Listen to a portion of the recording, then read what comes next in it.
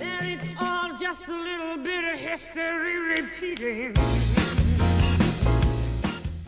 We saw in our previous unit that France was one of the four kingdoms, along with England, Spain, and Portugal, to conquer and explore the world during the Renaissance.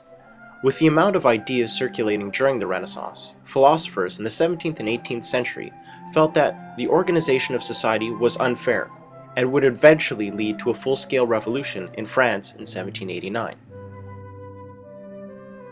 At the heart of the issue in France was how society was actually organized. There were three estates: the clergy, the nobility, and the common people. The first estate was the clergy.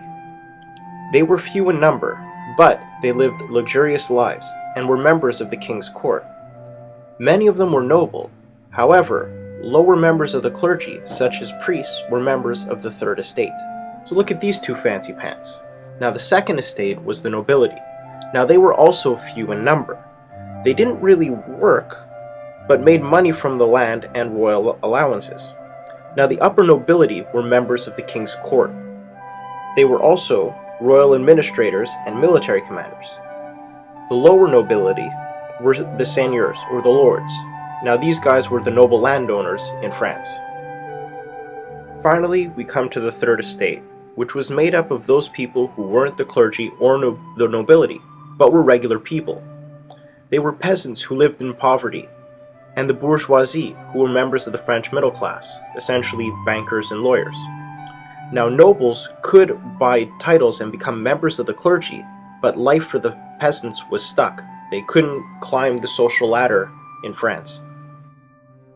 If you look at this cartoon, you can see the three estates. So you have the clergy and the nobility are basically making wealth off the back of the peasant. Now the problem was that there was inequality among the estates. Only members of the third estate, which was the poorest, paid taxes.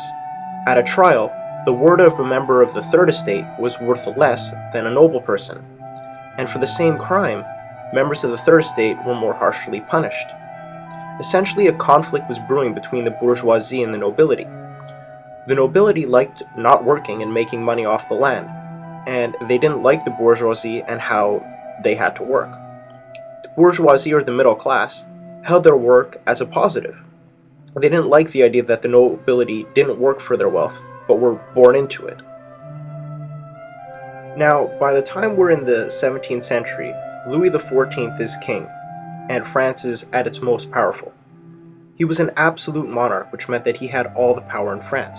The people who worked for him had no say in the government, but just carried out his orders.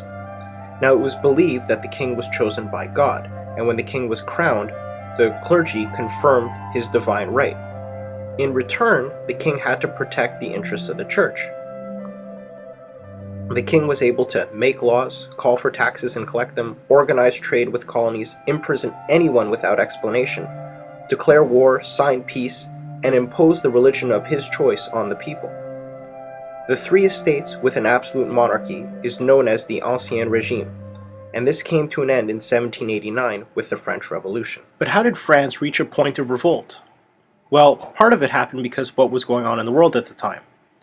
In England, the king shared power with representatives of the people, and the people of France wanted a similar system where the people would actually have a say in their government. In England in 1350, the king began sharing power with Parliament, which was an assembly of people who had the power to make laws.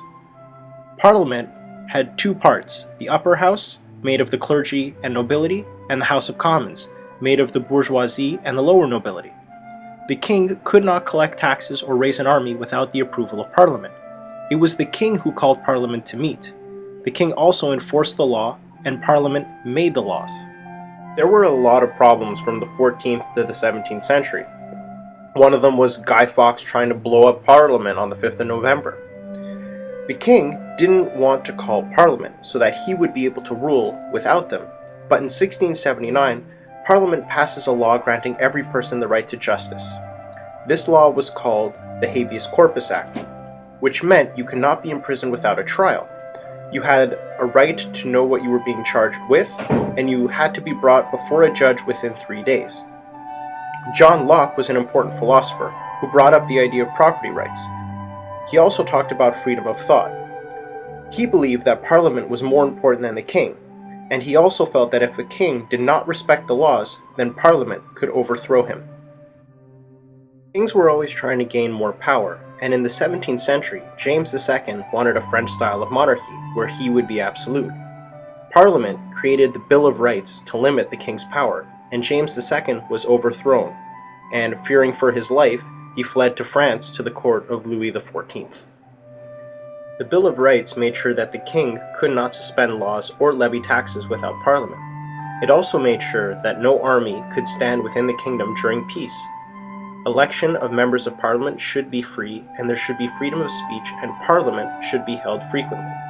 Now, these were all the ideas of the English Revolution, and this occurred mostly without violence, and meant that the monarch would be chosen by Parliament and would not get their power from God, and that they had to respect habeas corpus, the Bill of Rights, and they no longer had absolute power. Part of the reason why the revolution was possible was because the philosophy surrounding rulers was changing. The reality is the French admired the English political system, and this made them question the absolute monarchy of Louis XIV.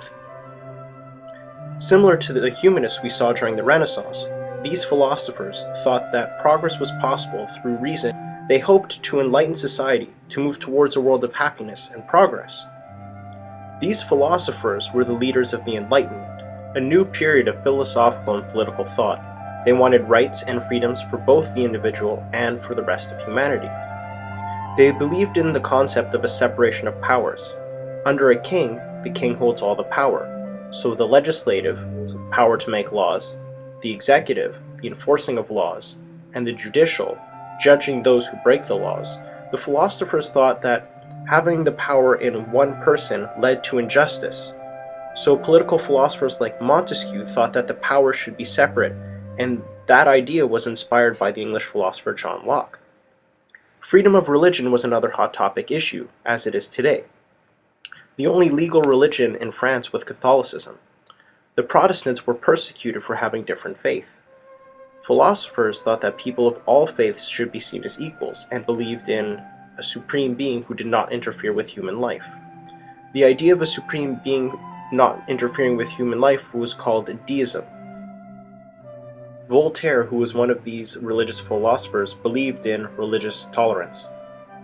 Freedom of thought and expression are cornerstones of our freedoms today. This was the notion that people could criticize the government without fear of being arrested or punished. Enlightenment thinkers took ideas from the humanists to spread their own ideas. They used journals, pamphlets, and posters to spread their ideas, held meetings in living rooms and cafes, and used printing presses to publish many books that were popular among the bourgeoisie of the Third Estate. The idea of freedom of expression allowed for a free press and these ideas to be spread. Now, this allowed for a new kind of thought, public opinion. One of the most important elements in a democracy is a well-informed electorate. That is, the people who are going to vote know what's going on. Essentially, it's the job of the press to let the public know what's going on so they can come to an informed and educated decision. In our next video, we're going to look at the causes of the French Revolution. So I hope this video was helpful and informative for you guys. And that's it. I'll see you next time. Good luck studying.